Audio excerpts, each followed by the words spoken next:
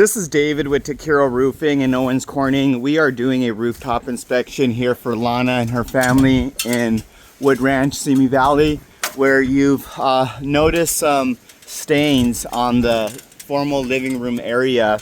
Just want to point out a few things since most homeowners don't go on the roof. Just notice that your gutter downspout is going over here, which is not typical. Normally they'd run it down and along that eave and then with the downspout, but then I see that you have concrete, so maybe that's why they did it this way.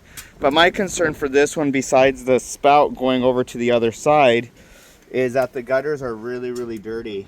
So I'd highly recommend cleaning out the gutters to allow the water that's shedding off the roof to get into the gutter and actually have ability to go down the downspout. But with a lot of debris, it's going to catch water, it's going to build up, and it can actually damage the fascia board, which is that trim that goes around the house.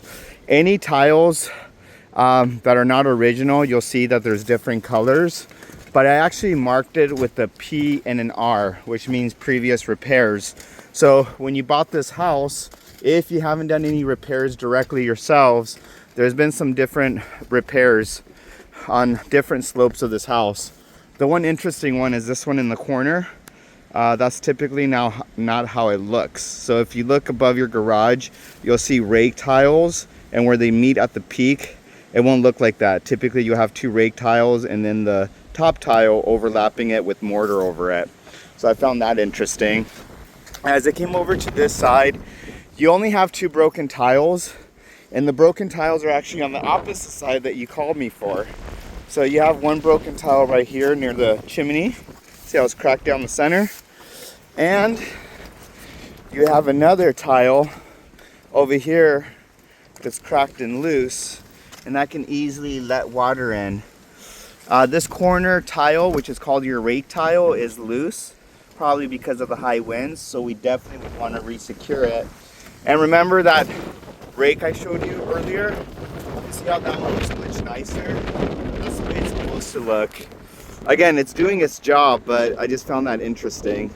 Now, all the pipes, I checked all the pipes, everything looks good except for two pipe flashings that need to be sealed. And that's going to be over on this side near the skylight. The skylight is starting to get a little bit of thermal cracking, but it is a double dome, so you're still good there. But whenever we're doing any repairs to the roof, you want to make sure that we seal these pipes. You see that crack down there? The problem with that, when it rains, water will go along this pipe, get in through the pipe flashing, and compromise the roofing system. That's one. The other one I just showed you is two.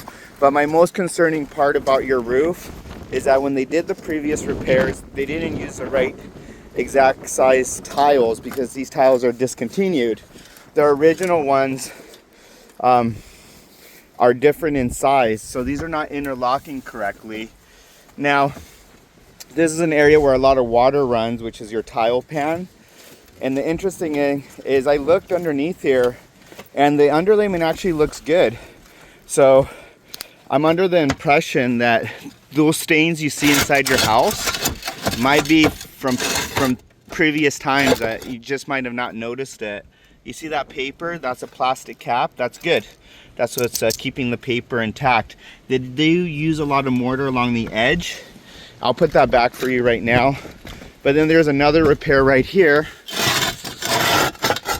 The paper still looks decent, but look, they used a regular nail right there, and that's a big no-no. You're supposed to use a cap sheet.